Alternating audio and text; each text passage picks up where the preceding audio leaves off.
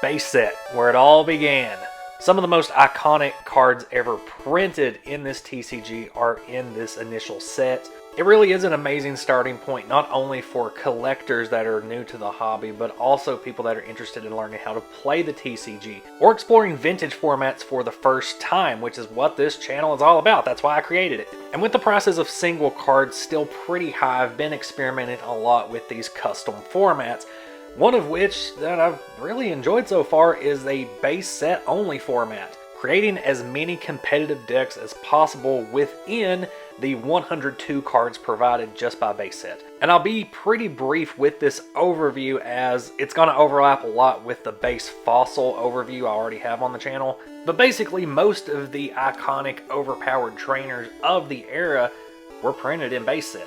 Like, base set trainers had no chill. They basically took the most basic game mechanics and was just like, yeah, just do it as much as you want. You want to draw 30 cards in one turn? Go for it. You want to get one specific card out of your deck? Yeah, just do it. You want to discard energy off of your opponent's Pokemon? One of the key things that they need to attack with that Pokemon? You know, the creatures that are the basis of this game, not trainer cards. Choice of Pokemon did matter to a certain extent, but a lot of times games were won just based on drawing the right trainers and having a solid enough build and trainer base from the get-go. Oak and Bill were your draw power to fill up your hand with basically as many cards as you want. You could then use the unnecessary or extra cards in your hand that you get off the draw power to utilize computer search or item finder, which would let you quickly search out specific cards from your deck or discard. And then of course you have what I would say is the defining card of all of early Pokemon, which is energy removal. All decks basically had a pass or fail condition against energy removal, which really swayed the game towards using low cost attacks. Meaning that entire sections of Pokemon, mainly grass and fighting types, were just nowhere to be found just because they couldn't stand up to energy removals. Not to mention super energy removals. But you're probably wondering why play a base only specialty format when you have a much wider breadth of cards and strategy in base fossil, in base rocket, base gym, base neo.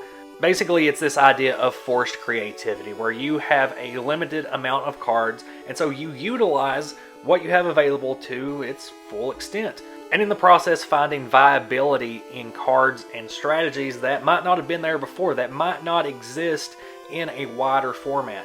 And base set is perfect for this just because everything in the set is so overpowered, it actually has its own kind of balance with itself. Not to mention it's just really fun to put yourself in the mindset of what would the game have been like if this was the entirety of the Pokemon TCG. When it was just base set on store shelves, what did that deck building process look like? What kinds of strategies were people trying to concoct around these 102 cards? Because with a modern lens, it's easy to go, yeah, Rain Dance, Haymaker.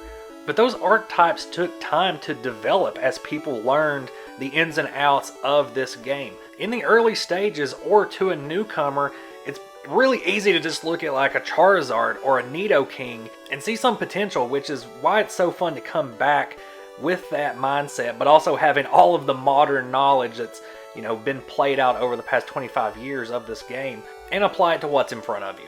So what's different about base only compared to base fossil? Well, first and foremost, some of your big archetypes like Haymaker, Rain Dance, and Damage Swap did exist, but they were far less powerful because they didn't have the extent of extra resource cards that Jungle and Fossil added. You still had a few of your big basics like Hitmonchan and Electabuzz, but you didn't have Mr. Mime or Kangaskhan or Lickitung, Scyther or Fossil Magmar. Decks had to get a little bit more creative with how they accelerated. Speed was still very much a game-winning factor. There were no promo Mewtwo's or Wigglytuffs yet, but a turn 2 Blastoise drop was still extremely difficult to deal with. So Electrode became a very crucial component of any deck that wanted to use high-cost, high-output attacks.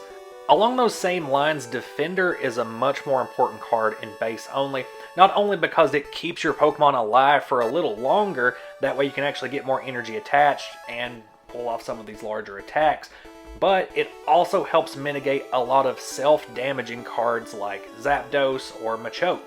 You also really get to see Doduo shine as a Pokemon, which is super rare and actually really nice to see because it is a 1 energy attacker with free retreat that resists fighting. Since there's no Scyther yet, this is your damage sponge that isn't going to be wasting energy for you.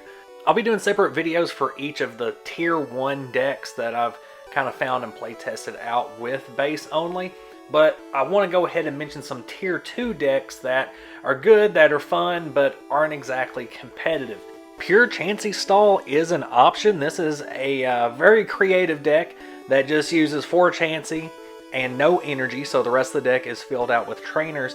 The problem is it's not as reliable or consistent without Mr. Fuji or Mysterious Fossil. So if you want to see the more expanded base fossil version of this deck, I've got a video on the channel already. Go check it out. Polygon is a solid Tier 2 water deck if you don't want to have to splurge on multiple copies of Blastoise. Both Pokemon have high HP and reliable attacks. Poliwrath and Dugong are just more affordable versions of your Blastoise and Gyarados. Poliwrath can also be really fun in an anti-energy rogue deck like being paired with Dragonair, where you use Whirlpool and Hyper Beam to basically make sure your opponent can't keep a single energy attached to their Pokemon throughout the entire game. Sadly, it's just a slower deck because it requires you to attach a lot of energy to your own Pokemon and keep it on there. And then really anything grass was automatically Tier 2 or worse, and that just comes down to balancing issues between types, especially early on in the game. They're fun, just not competitive. They're good, just not good enough. And that's going to be it for the overview. The rest of it's pretty self-explanatory, especially for you guys that are already familiar with the early TCG. So if you do want more expansive information, more about the gameplay of the era and how new sets rotated in new strategies, go check out my base Fossil and base Rocket playlists. I am curious to see down in the comments how many people have played around in a base only format, or if you do have any ideas that just didn't come to me in my playtesting. I will be uploading videos centered around individual base only decks in the coming weeks, so I do hope you hang around for those.